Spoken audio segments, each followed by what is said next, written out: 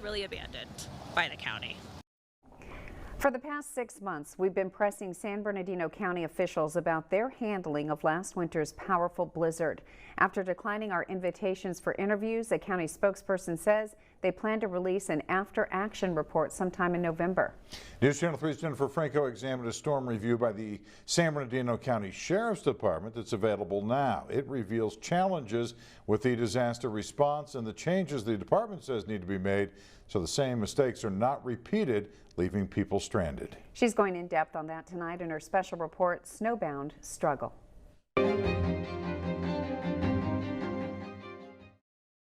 The first blizzard warning in decades to hit the San Bernardino Mountains paralyzed communities with back-to-back rounds of snowfall in February and March. Oh my gosh! Now, an after-action review by the Sheriff's Department, obtained by News Channel 3, cites poor coordination, limited effectiveness, and a lack of accurate information in certain areas of the response. Between February 23rd and March 15th, more than 10 feet of snow piled up.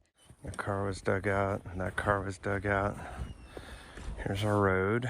Trapping people in their homes, cutting them off from essential resources, and threatening their ability to survive. We ran out of fresh produce after about, I don't know, a week or so, as you would expect, but we had plenty of backup food. Even those who did prepare, like Rick Dinan, now say it was a learning experience. This is a relatively remote area, and if there was damage to the highways, for example, I think people need to be prepared for about a month. 5 days after the initial snowfall, the roof of the only local grocery store in Crestline collapsed under the weight of snow. It's still being rebuilt today.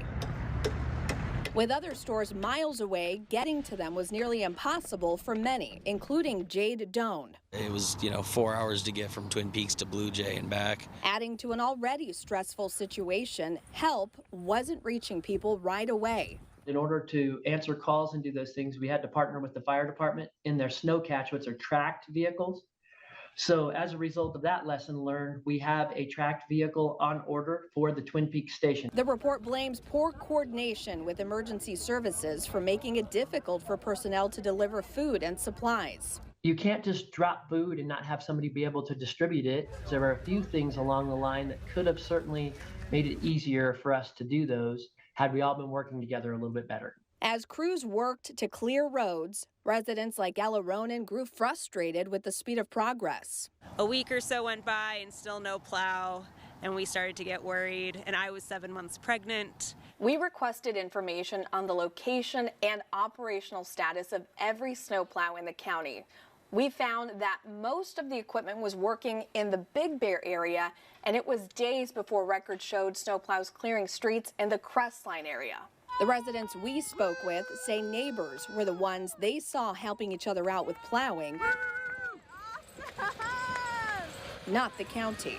I really don't think the county did a whole heck of a lot to help us up here other than come up after the fact for a few photo ops, and then they went off the mountain to their warm homes while people were up here still suffering. In Crestline, Jennifer Franco, News Channel 3. The sheriff's report also points out a communications gap with county agencies leading the emergency response. Coming up later in this newscast, watch part 2 of Jennifer Franco's in-depth report, Snowbound Struggle. Our in-depth coverage continues now on Snowbound Struggle. The San Bernardino County Sheriff's Department released a report highlighting challenges with its disaster response after a paralyzing blizzard earlier this year. One of the major issues that they want to address is communication. Here's part 2 of Jennifer Franco's in-depth report. Honestly, we felt like many people were coming in, taking photo ops and leaving, but there was not direct communication with residents. A report by the Sheriff's Department echoes what many residents feel about the county's storm response. It's one of the priorities the Sheriff's Department identified in its review. We could be better with any mutual aid responders or internal communication, then I think we'll be in a much better place. In the days after the storm, we tried calling and emailing county leadership numerous times to discuss their handling of the blizzard. Board of Supervisors Chair Don Rowe, whose 3rd district oversees the mountain communities, would not speak with us. Neither would CEO Leonard Hernandez, who has since resigned. Residents we spoke with say the county did not provide them with enough information. We didn't know when plows were coming. We had to go through Facebook groups to know where food drop-off points were. 6 months after requesting them, we still have not received text messages and other communication between county leadership about the storm. The few emails we did receive only show some discussion among county leadership about the agenda for a storm briefing call in early March. Looking ahead, the Sheriff's Department is recommending the county improve planning and organization ahead of any disaster.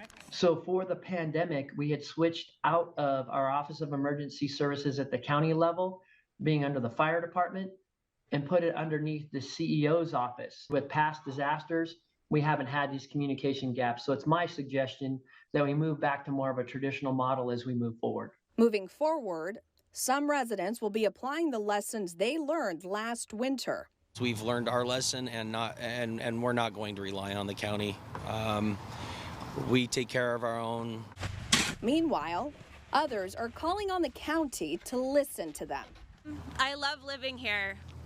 I don't regret it. Please don't make me regret it this winter. If another 100-year storm happens again this winter, do you feel like the county's prepared? Much better prepared, absolutely.